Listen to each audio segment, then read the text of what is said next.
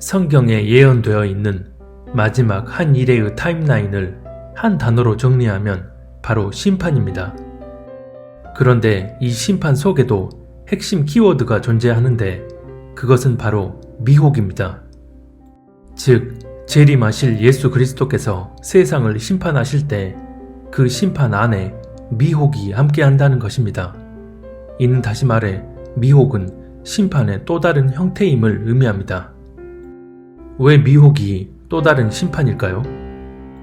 데살로니가 후서 2장에 보면 주님이 재림하실 마지막 때에 관해 말씀하는데 마지막 때에 일어나는 현상 중 하나가 바로 미혹이라는 것입니다. 데살로니가 후서 2장 9절로 12절은 이렇게 말씀합니다. 악한 자의 나타남은 사탄의 활동을 따라 모든 능력과 표적과 거짓 기적과 불의의 모든 속임으로 멸망하는 자들에게 있으리니 이는 그들이 진리의 사랑을 받지 아니하여 구원함을 받지 못함이라. 이러므로 하나님이 미혹의 역사를 그들에게 보내사 거짓 것을 믿게 하심은 진리를 믿지 않고 불의를 좋아하는 모든 자들로 하여금 심판을 받게 하려 하심이라. 여기서 보면 진리의 사랑을 받지 아니하고 불의를 좋아하는 모든 자들을 심판하기 위해 미혹의 역사를 보내신다고 말씀합니다. 즉, 사탄이 사람들을 미혹하는 일을 하나님께서 다 허용하심으로 전무후무한 미혹의 일들이 벌어진다는 것을 의미합니다. 이미 그 중심이 변질된 상태에서는 진리를 따라 행하려 하지 않고 진리와 반대되는 불의를 따르려 합니다. 그래서 하나님은 변질된 중심에 맞는 심판을 내리기 위해 그들에게 미혹들이 역사하도록 다 허용해 버리시는 것이고 미혹은 심판의 또 다른 형태인 것입니다. 그럼 이런 미혹은 언제 어떻게 일어나는 걸까요? 우리가 살고 있는 지금은 마지막 때입니다. 아직 예언된 환란의 때에 들어가진 않았지만 그 환란으로 돌입하는 일은 시간 문제일 정도로 임박해 있는 것이 사실입니다. 그래서 환란이 임박한 이 시점부터 하나님은 미혹의 역사를 허용하심으로 미혹의 일들이 일어나고 있는 것입니다. 당장 지금의 현실을 보면 믿지 않는 이들은 말할 것도 없고 하나님을 믿는다는 이들 가운데도 서로 다른 생각과 교리, 사상, 이념 등에 따른 온갖 미혹들로 점철되어 있는 현실입니다. 사랑, 정의, 평화, 인권의 의미가 실상은 하나님의 뜻을 거스르는 세상 기준에 의한 것들임에도 전혀 분별하지 못하고 그 흐름을 그대로 따라갑니다. 교계 내에서도 마찬가지로 연합이라는 광명한 기치를 내세워 실상은 하나님을 거스르는 거대한 미혹의 물결에 휩쓸려 있는 상태입니다. 가히 미혹되지 않은 영역이 없다고 할 정도로 온 세상이 미혹에 물들어 있는 심판이 시작된 시대라고 볼 수 있습니다. 아직 환란이 임하지 않은 지금도 이처럼 미혹이 횡행하는 현실이지만 사실 지금의 미혹은 하나로 결집된 미혹이 아닌 각기 다른 모양을 하고서 여기선 이런 미혹을 따라가고 저기선 저런 미혹을 따라가는 중구난방의 형태입니다. 그러나 마지막 환란에 들어가게 되면 하나의 권세 아래 하나의 모양으로 암묵적인 사회적 합의에 의해 통합되는 이른바 미혹의 완성이 이루어지는 것입니다. 예수님의 부활 승천 이후 2000년 동안 사탄은 사람들을 삼키기 위한 온갖 전략 전술을 사용해 왔습니다. 그런데 마지막 때에는 자신의 주특기인 기만 전술, 즉 진리를 가장한 거짓으로 미혹의 광풍을 불러일으킵니다. 그리고 이 미혹의 중심에는 적그리스도가 있습니다. 적그리스도는 온 인류를 삼키려는 계획을 실현하기 위해 사탄이 대리인으로 내세우는 마지막 보루입니다. 사탄은 예수님이 탄생하실 때부터 인류 구원을 위한 하나님의 뜻을 알고 그걸 막기 위해 발악해온 놈입니다. 사탄의 활동 목적은 크게 두 가지입니다. 첫 번째는 인류가 예수님을 그리스도로 믿지 못하게 막는 것이고 두 번째는 예수 그리스도의 재림을 어떻게든 늦추는 것입니다. 사탄은 지금껏 이 두 가지의 목적을 실현하기 위해 온갖 술수를 부리며 세상을 파탄으로 몰아넣고 사람들이 하나님을 믿지 못하게 하려 힘썼지만 그럼에도 하나님의 섭리는 진행되어 예수 그리스도를 믿음으로 구원받게 되는 복음의 여정은 계속 이어져 왔고 이제 그 복음 전파의 완성이 도래해 있는 시점입니다. 이런 사실을 누구보다 잘 아는 사탄은 이제 예수님의 재림을 어떻게든 늦추고자 혈안이 되어 있는 상태입니다. 어차피 세상이 끝나면 이제 자신에게 심판이 쏟아질 것을 알기에 더욱 발악을 하는 것입니다. 그럼 예수님의 재림을 막거나 늦추기 위해 사탄이 했던 짓은 무엇인가요? 바로 이스라엘이 회복되지 못하도록 하는 일이었습니다. 성경은 아주 분명하게 마지막 때 이스라엘이 회복될 거라고 말씀하고 이스라엘이 예언의 중심축이 되어 이스라엘에 대한 예언 성취를 바탕으로 예수님의 재림이 이루어진다고 말씀합니다. 그래서 사탄은 이스라엘이 회복되지 못하도록 지금껏 많은 계략을 펼쳐왔고 그 계략 중 하나가 바로 반유대주의를 통해 이스라엘을 멸절시키는 일이었습니다. 이스라엘이 회복되지 못하도록 사탄이 조장한 대표적인 사건은 바로 홀로코스트였습니다. 이 홀로코스트는 유대인 600만 명을 죽인 대량 학살 사건이었습니다. 그리고 이 일을 주도했던 사람은 바로 독일의 아돌프 히틀러였습니다. 사탄은 당시 이스라엘 나라가 건국됨으로써 성경의 예언이 성취되는 것을 막기 위해 이스라엘이 건국되기 바로 몇 해 전 히틀러라는 인간을 대리인으로 내세워 유대인들을 멸절시키려 했습니다. 하지만 그 계략은 실패로 끝났고 사탄은 그 이후 전략을 수정하게 됩니다. 즉 히틀러가 밀어붙인 방식은 포갑에 의한 학살이라는 방식을 사용했지만 마지막 때의 방식은 이미 예언되어 있는 것처럼 사람들이 미혹의 권세 아래로 스스로 들어가게끔 하는 전략인 것입니다. 온 인류가 미혹 아래 놓이게 됨을 그대로 보여주는 말씀이 계시록에 보면 나옵니다. 계시록 11장에 보면 두 증인이 등장하는데 10절을 보면 두 증인이 죽임을 당하자 전 인류가 그들의 죽음을 즐거워하고 기뻐하여 서로 예물을 보낸다고 말씀합니다. 이 두 선지자가 땅에 사는 자들을 괴롭게 한 고로 땅에 사는 자들이 그들의 죽음을 즐거워하고 기뻐하여 서로 예물을 보내리라 하더라. 여기서 두 증인이 죽임당하자 왜 전 인류가 즐거워하는 걸까요? 환란의 때는 미혹이 완성되는 때입니다. 그래서 이미 적그리스도의 권세가 세상을 지배하게 된 상태이고 온 인류가 적그리스도라는 인물에 미혹되어 그의 통치를 자발적으로 따르게 되는 것입니다.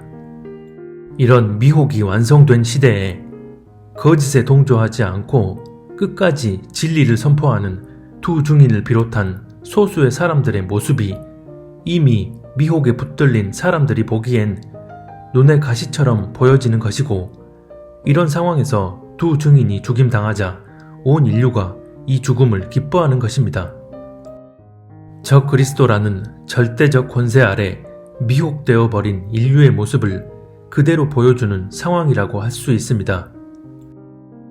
그런데 여기서 또 한 가지 생각해 볼 것이 있습니다. 로마의 네로 황제를 비롯해서 나폴레옹, 레닌, 스탈린 등등 지금껏 인류 역사에서 적그리스도로 지목됐던 많은 인물들이 있었습니다. 후보로 지목됐던 많은 이들 가운데 진짜 적그리스도의 행적을 그대로 예표하는 유일한 인물이 바로 히틀러였습니다. 그래서 훗날 적그리스도가 등장하게 될 때 예수님이 사역하시기 직전 그 길을 예비했던 세례 요한처럼 사탄 역시 그걸 따라해서 적그리스도 등장 직전에 그의 길을 예비할 인물이 나올 거라고 보는 이들이 많습니다.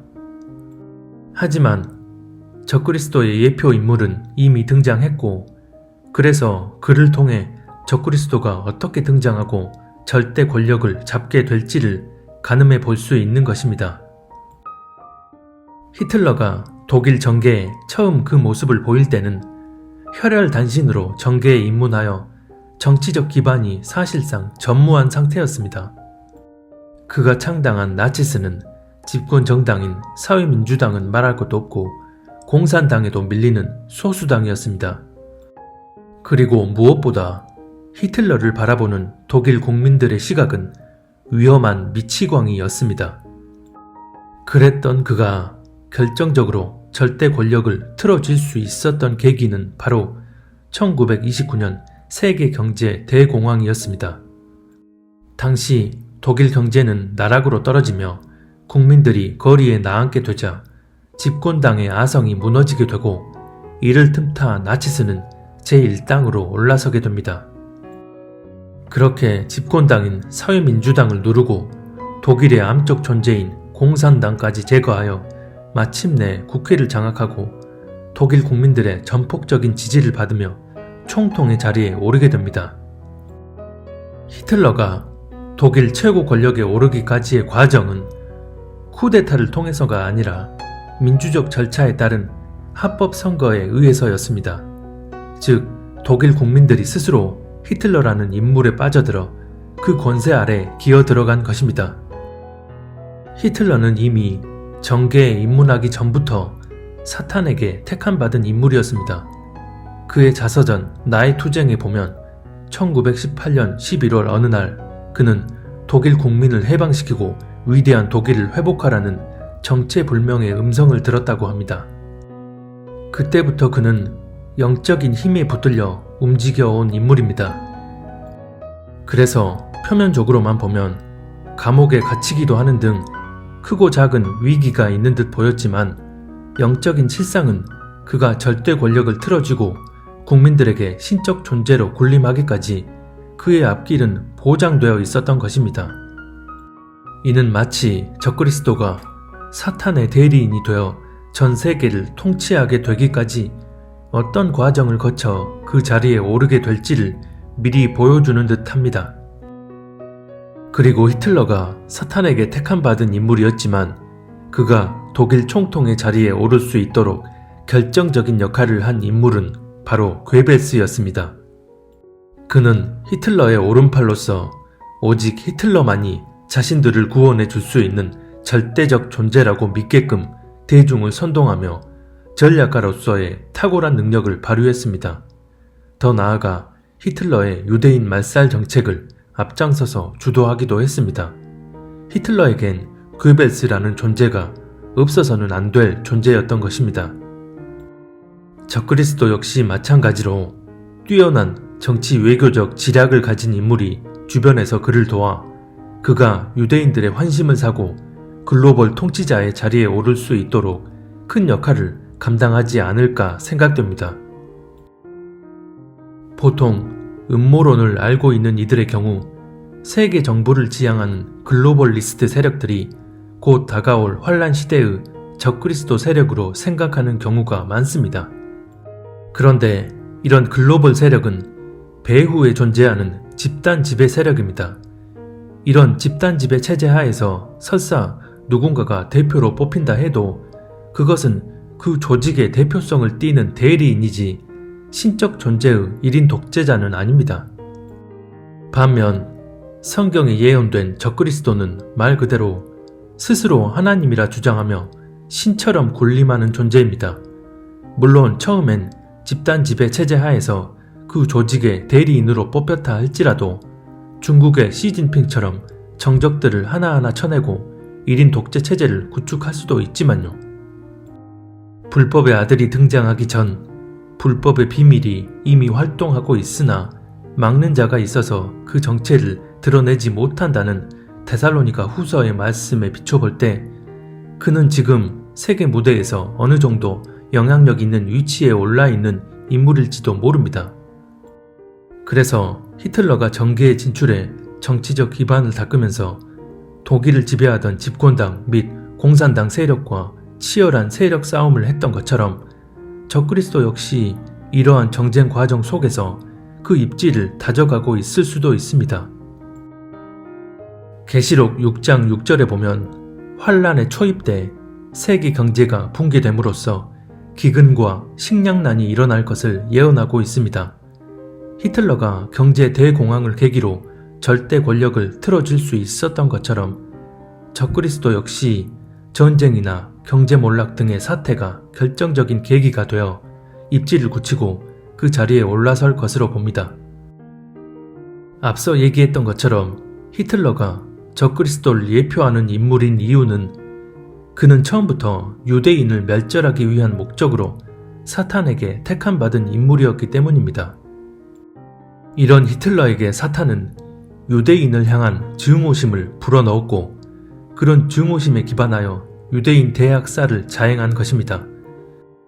하지만 계획과 달리 유대인은 멸절되지 않았고 예언대로 이스라엘 나라까지 건국되자 사탄은 이제 전혀 다른 방식인 미혹을 이용하는데 진리의 사랑을 받지 않고 불의를 좋아하는 인류를 심판하기로 작정하신 상태에서 하나님은 사탄이 행하려는 그 미혹을 허용하심으로 미혹이 풀어지게 되는 것이고 이렇게 되면 아주 견고한 모양을 위장한 채 사람들을 미혹하게 됩니다.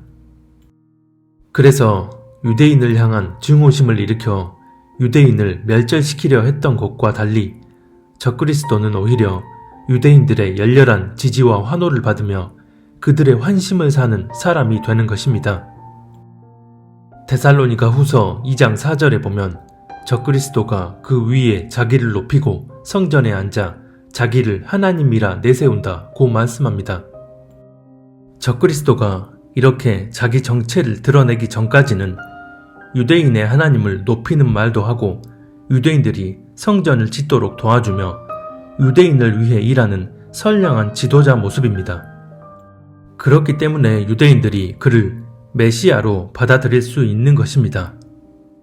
그런데 이 부분 때문에 적그리스도가 반드시 혈통적 유대인, 특히 다윗의 혈통이어야 한다는 주장이 있습니다.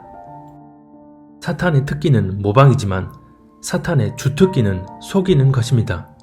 즉, 사탄이 사람들을 미혹할 때 모방한 후 속이는 경우도 있지만 속인 후 모방하는 경우도 있다는 것입니다. 이게 무슨 말일까요? 사람들을 미혹하기 위해 진짜 유대인의 혈통으로 와서 메시아인 척 속이는 것일 수도 있지만 애초부터 가짜 유대인인데 메시아를 모방하며 미혹할 수도 있다는 것입니다. 전자는 예언된 메시아의 혈통을 그대로 모방해서 사람들을 미혹하는 것이고 후자는 처음부터 혈통적 유대인인 것처럼 속여서 사람들을 미혹하는 것입니다. 계시록 2, 3장에 나오는 자칭 유대인들이 바로 이런 사탄의 속임수에 따른 것들입니다. 그래서 사탄이 메시아로 오신 예수님의 나으심을 모방한다고 해서 진짜 혈통적 유대인을 내세울 거라 여기는 건 우리의 순진한 생각일 수 있는 것입니다. 어차피 사탄을 정의할 때 한마디로 거짓의 아비라고 성경은 말씀하기 때문입니다. 분명한 것은 적그리스도는 이미 유대인들이 수천 년간 이루지 못했던 민족적 수건을 한 방에 다 해결해 줌으로써 그들의 마음을 완전히 사로잡은 상태입니다. 그런 상황에서 그가 메시아로 추앙받기 위해 자신을 유대인으로 조작하는 것쯤은 일도 아닐 것입니다. 특히 유대인들이 그런 상황에서 메시아의 조건을 철저하게 따지며 검증하려고 할까요? 그래서 적그리스도가 혈통적으로 반드시 유대인일 필요는 없습니다. 어차피 유대인들이 기다려야 할 진짜 메시아는 다윗의 혈통으로 오신 예수 그리스도 한 분밖에 없기 때문입니다. 다니엘서 12장 1절에 보면 그가 매일 드리는 제사를 폐하며 멸망하게 할 가증한 것을 세운다고 말씀합니다. 여기서 매일 드리는 제사를 폐한다는 의미는 그 전까지는 예루살렘에 제3성전을 짓도록 도와주고 그 성전에서 매일 제사를 드리게 해준다는 의미입니다.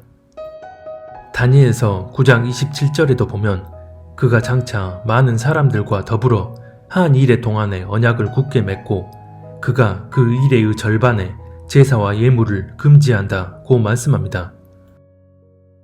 여기서 적그리스도가 언약을 맺는 대상은 이스라엘입니다. 그리고 많은 사람들과 더불어 라는 말은 밀실에서 비밀리에 조약을 맺는 게 아니라 많은 사람들, 즉 전 세계적인 관심을 받으며 공개적으로 언약을 맺게 된다는 의미입니다. 그리고 그 언약을 맺고 난 후 한 일에, 즉 7년의 절반이 지났을 때 제사와 예물을 금지한다고 말씀합니다. 이는 다시 말해 언약 기간의 절반이 지나기 전까진 제사와 예물을 드리는 일이 일어난다는 것입니다. 제사와 예물을 드리는 행위는 반드시 성전 안에서 해야만 합니다. 이 말인즉 언약을 맺고 난 후 이래의 절반이 지난 시점에는 이미 제3성전이 세워져 있음을 의미합니다. 그런데 2020년 지금은 이스라엘에 성전이 세워져 있지 않습니다. 이는 다시 말해 적그리스도가 이스라엘과 맺을 언약을 통해 이스라엘 영토 내에 어떤 변화가 있다는 것을 의미하고, 그 영토적 변화에 따른 결과가 바로 성전이 세워지고 그 성전에서 제사와 예물이 드려지는 것입니다. 어떤 분들은 한 이래가 시작되기 전에 성전이 지어져 있어야 한다고 말합니다. 하지만 성경은 한 이래의 절반 시점에 성전이 지어져 있다는 사실만 증거할 뿐, 그 이전에 성전이 지어져 있어야 할 근거를 제시하는 말씀은 없습니다. 오히려 적그리스도와 맺을 언약을 통해 성전이 지어질 수 있는 명분이 만들어지고, 그로 인해 성전이 지어진다는 것이 더 타당해 보입니다. 물론 확실한 건 시간이 지나 봐야 알겠지만 성전을 짓는 데 걸리는 기간도 6개월 정도면 충분하다고 하니 언약을 맺은 후에 지어진다고 해도 문제될 것은 없는 게 사실입니다. 이스라엘은 현재 제3성전을 세우기 위한 모든 준비를 완료해 놓은 상태라고 합니다. 하지만 지금은 예루살렘을 두고 인접국과 국제적인 분쟁을 빚고 있는 상황에서 자기 마음대로 성전을 지을 수 없기 때문에 이 분쟁이 합의를 통해 종식되어야만 성전을 지을 수 있는 확실한 명분과 영토적 기반이 생기게 되는 것입니다. 성경이 말씀하는 이 언약은 바로 지난 수십 년 동안 미국과 국제사회가 그토록 힘써왔으나 성사되지 못했던 이스라엘과 팔레스타인의 평화협정입니다. 즉, 한 영토 내의 자리에 있는 이스라엘과 팔레스타인이 평화협정을 맺게 되면 예루살렘 성전산 또는 그 주변에 성전을 세울 수 있게 되는 것입니다. 그리고 이 평화협정을 성사시키는 인물이 적그리스도이고, 이스라엘의 제3성전이 재건된 후 제사와 예물을 드릴 수 있게 만들어준다는 것입니다. 이 평화협정을 통해 적그리스도는 이스라엘이 고대하던 메시아인 것처럼 그들이 해야 할 일을 적극 도와주며 유대인들의 마음을 완전히 빼앗지만 언약의 중간에 자신의 정체를 드러내게 됩니다. 적그리스도는 이처럼 온 인류에게 미혹의 올무를 놓게 되는데, 그 미혹의 올무는 바로 평화입니다.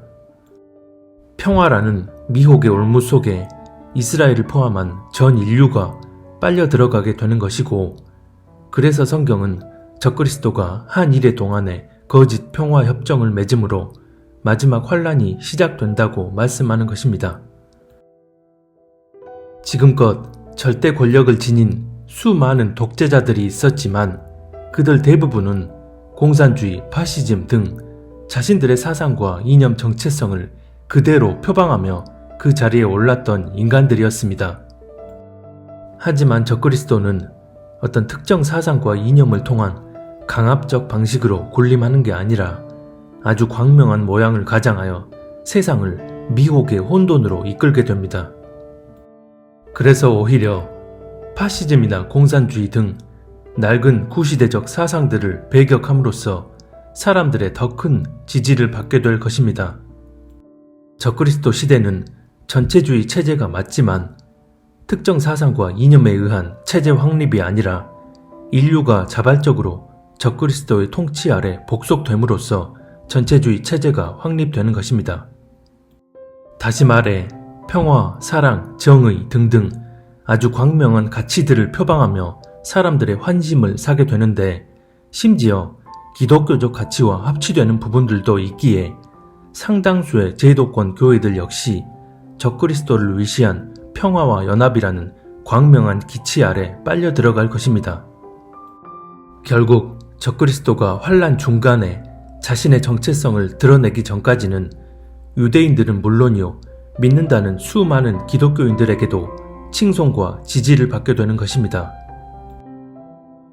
앞서 잠깐 살펴봤지만 적그리스도의 예표인 히틀러와 곧 등장할 적그리스도의 싱크로율은 특정 인물이 처음부터 택함받고 강력한 영적인 힘에 붙들려 차근차근 단계를 밟아가며 권세자의 입지를 굳히게 된다는 것이고, 사람들이 자발적으로 그 미혹의 권세 아래 복속된다는 것입니다. 히틀러는 대공황이라는 전 지구적 사태로 인해 독일 총통의 자리에 오르게 되고 독일 전체가 나치즘의 휘하에 들어갑니다. 만약 대공황이 발생하지 않았다면 히틀러가 독일을 지배하지 못했을 것으로 보는 역사학자들이 많습니다. 대공황으로 경제가 붕괴되자 독일 국민들은 자신들을 지켜줄 지도자를 강력하게 원했고, 처음엔 미치광이라 욕하고 무시하던 히틀러를 절대적인 구원자로 칭송하게 된 것입니다. 적그리스도 역시 아직 절대적인 지지를 받는 글로벌 리더가 아닌 상태에서 전 지구적 사태나 격변이 발생하게 됐을 때 그걸 통해 그 자리에 오르게 될 것으로 예상합니다. 그게 경제 붕괴가 됐든 전쟁이 됐든 사람들은 하루빨리 그 사태를 해결하고 자신들을 구원해줄 메시아적 인물을 찾게 되고, 그 사태를 해결하는 모습을 보이게 되면 자발적으로 그에게 복속되는 것입니다. 그리고 적그리스도가 환란 중간에 자기 정체를 드러내기 전까지는 짐승의 표를 사람들에게 강압적으로 시행하는 게 아니라 그걸 받지 않으면 경제 생활을 할 수 없게끔 모든 시스템이 디지털화된 상태라는 것을 의미하기에 자발적으로 그 시스템에 순응하게 되는 것입니다. 최근 들어 중앙은행이 발행하는 디지털 화폐를 도입하려는 움직임이 전 세계적으로 아주 빨라지고 있습니다. 이 디지털 화폐는 각국의 중앙은행들이 발행하는 화폐인데 종이 화폐가 아닌 디지털 형태로만 발행하는 화폐입니다. 그래서 디지털 화폐가 도입된다는 것은 곧 현금 없는 사회가 완성되는 것을 의미하고, 동시에 중앙정부에 의한 새로운 감시사회가 도래하게 됨을 의미합니다. 이렇게 화폐의 디지털 전환이 완벽하게 이루어지고 나면 그 이후 최종 결제 수단으로 생체칩, 즉 짐승의 표가 활용되는 것입니다. 그리고 이런 디지털 감시 통제 사회를 위한 글로벌 인터넷망을 구축하기 위해 스타링크 프로젝트가 지금 진행되어 가고 있습니다. 스타링크 프로젝트란 지구 궤도에 인공위성 수만 개를 발사해 늦어도 2025년까지는 글로벌 초고속 인터넷망을 구축한다는 것입니다. 이렇게 되면 전 세계 그 어떤 곳을 가더라도 동일한 속도로 인터넷을 접속할 수 있기 때문에 모든 나라들에서 디지털 화폐가 상용화될 수 있는 것이고, 이는 다시 말해 본격적인 글로벌 감시 통제 시스템이 완성되어 가고 있다는 것을 의미합니다. 그리고 이 스타링크 프로젝트를 주도하고 있는 일론 머스크가 뉴럴링크라는 또 다른 프로젝트를 통해 사람의 뇌 속에 칩을 이식할 예정이라고 하니 그 연결점은 더욱 뚜렷해 보입니다. 머리에 칩을 이식하는 프로젝트에 도전한다는 것은 머리가 아닌 손에 칩을 이식하는 기술력은 완성 단계에 와 있다는 의미가 아닐까 싶습니다. 또 지금 보면 미국과 중국이 전시를 방불케 하는 패권 싸움을 벌이고 있습니다. 사실 중국의 경우는 구시대적 사상 독재 체제 하에서 자신들만의 정치 기반에 의한 디지털 감시 통제 시스템을 독자적으로 구축해 놓은 상태입니다. 이런 중국과 같은 절대 권력 체제가 독자적으로 유지되는 상황에선 글로벌 전체주의 체제가 온전히 뿌리 내릴 수 없기 때문에 중국 공산당의 절대 권력이 붕괴되는 것은 필수 불가결한 상황이고, 그 과정이 지금 코로나 사태를 계기로 거침없이 진행되어 가고 있습니다.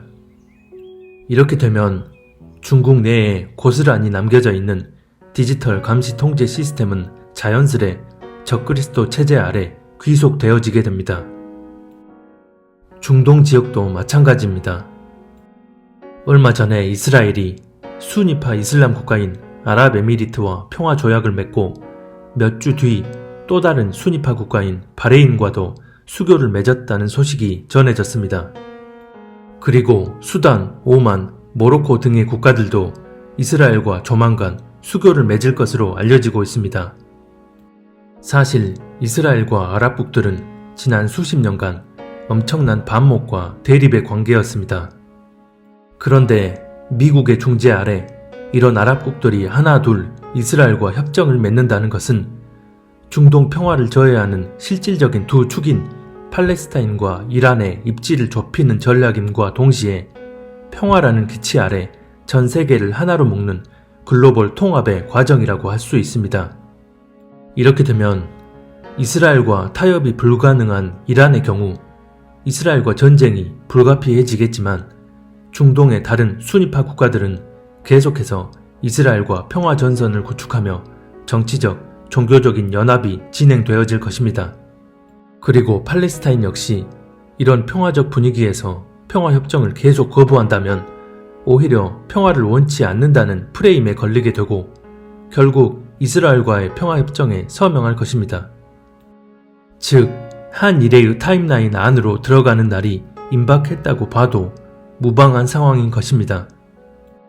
그리고 이런 모든 일들은 무엇보다 세계 종교 통합의 완성을 의미하기도 합니다.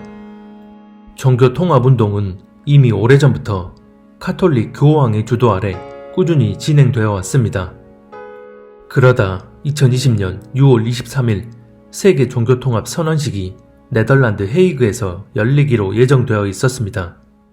이 종교 통합 선언식을 홍보하는 영상을 보면 교황을 중심으로 이슬람교, 유대교, 개신교, 불교, 힌두교 등등 세계 종교 지도자들이 대거 참여했습니다. 여기서 주목해 볼 것은 바로 이슬람입니다. 이슬람은 크게 수니파와 시아파라는 두 종파가 있는데 수니파 이슬람은 얼마든 타협이 가능한 종파로서 지금 이스라엘과 수교를 맺는 나라들이 그렇습니다. 반대로 시아파 이슬람은 타협이 쉽지 않은 근본주의 종파입니다. 그런데 이 세계 종교통합 홍보 영상에 시아파 지도자가 참여했다는 것은 종교통합 운동이 이미 물밑에서 빠르게 진척되어 왔음을 보여주는 부분입니다. 이 종교통합 선언식은 코로나 팬데믹으로 무기한 연기됐지만 머지않아 곧 다시 열리게 될 것입니다. 사실 6월에 열리기로 했던 이 선언식은 완전한 통합이 이루어지지 않은 상태에서 통합을 완성하겠다는 의지를 피력하는 선언적 의미만 담고 있었습니다. 그런데 그 선언식이 무기한 연기됐다는 것은 곧 도래할 적그리스도 체제의 출범과 발맞춰 상징성만 띠는 단순한 선언식이 아닌 완성된 단일 종교가 출범하는 것을 선포하는 본질적 차원의 선언식으로 바뀌게 된다는 의미이기도 합니다. 전 세계는 이처럼 정치, 경제, 사회, 종교적 대변혁 속에서 단일화된 글로벌 시스템을 향해 가고 있고 그 과정을 우리는 지금 눈으로 목도하고 있습니다. 2020년 중국발 코로나로 인한 팬데믹이 전 세계의 모든 시스템을 완전히 뒤바꾸는 엄청난 지각 변동을 일으키고 있는 것입니다. 히틀러가 정계에 막 입문했을 때는 국민들로부터 미치광이라는 소리를 듣는 등 별 볼 일 없어 보이는 정치 초년생이었습니다. 그리고 1924년 감옥에 갇힘으로 정치 생명이 끝날 뻔한 위기를 맞기도 합니다. 하지만 그 위기를 딛고 1929년 세계 경제 대공황을 발판 삼아 국민들의 전폭적인 지지를 받으며 독일의 절대 권좌에 오르게 됩니다. 사탄에게 택함받았으나 적그리스도가 아니었던 인물이 15년 남짓되는 기간에 한 나라의 정권을 휘어잡고 전 세계를 파멸로 몰아넣었다면 대놓고 사람들을 미혹하도록 허락되어진 환란 기간에 등장하게 되는 적그리스도는 히틀러와는 비교도 안 되게 압도적인 능력과 권세를 부여받아 전 세계를 미혹할 것입니다. 교회 안팎에서부터 온갖 미혹들이 불어닥치고 있는 혼란한 때입니다. 이런 혼란한 때에 하나님을 온전히 사랑하고 경외하며 내 중심을 지켜내지 않는다면 온 인류가 완전히 미혹으로 물들어버린 환란 속에서는 지금과는 비교할 수 없는 핍박을 견뎌내야만 믿음을 지켜낼 수 있습니다. 요한 1서 2장 18절은 이렇게 말씀합니다. 아이들아, 지금은 마지막 때라. 적그리스도가 오리라는 말을 너희가 들은 것 같이 지금도 많은 적그리스도가 일어났으니 그러므로 우리가 마지막 때인 줄 아노라. 여기서 먼저 언급되는 적그리스도는 앞으로 등장할 그 적그리스도를 지칭하고, 뒤에 언급되는 적그리스도는 적그리스도의 존재 목적과 동일한 의미의 사람들을 지칭합니다. 즉, 적그리스도는 사람들을 미혹하는 자인데 지금도 이런 적그리스도와 같은 자들이 나타나서 사람들을 미혹해 하고 있는 마지막 때라는 것입니다. 그럼 사람들을 미혹하는 이유가 뭘까요? 예수님을 온전히 믿지 못하도록 하기 위함입니다. 입술로는 얼마든 하나님, 예수님, 성령님을 말하게 하지만 그 본질은 하나님의 뜻을 거스름으로써 온전한 믿음 안에 거하지 못하게 만든다는 것입니다. 마지막 때 거짓에 미혹된다는 말은 적그리스도의 영에 사로잡힌다는 말이기 때문에 진짜 적그리스도가 등장하기 이전에 적그리스도의 영을 가진 자들이 판을 치며 하나님을 온전히 믿지 못하게 만드는 것입니다. 우리는 하나님께 속하였으니 하나님을 아는 자는 우리의 말을 듣고 하나님께 속하지 아니한 자는 우리의 말을 듣지 아니하나니 진리의 영과 미혹의 영을 이로써 아느니라. 요한 1서 4장 6절. 그래서 지금부터 하나님의 기준과 관점으로 그분의 뜻을 헤아리고 그 뜻대로만 나아감으로써 온갖 미혹들이 나를 삼키려 할 때 주님의 은혜로 능히 승리하며 주님 앞에 신실한 신부로 설 수 있기를 힘써야 합니다. 정확한 때는 알 수 없지만 우리에게 남은 시간이 결코 많지 않아 보입니다.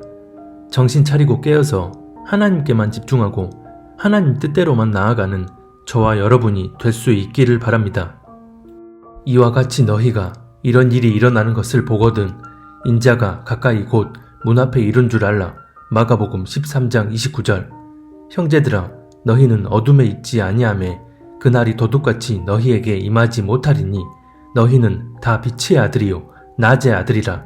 우리가 밤이나 어둠에 속하지 아니하나니 그러므로 우리는 다른 이들과 같이 자지 말고 오직 깨어 정신을 차릴지라. 데살로니가전서 5장 4절로 6절.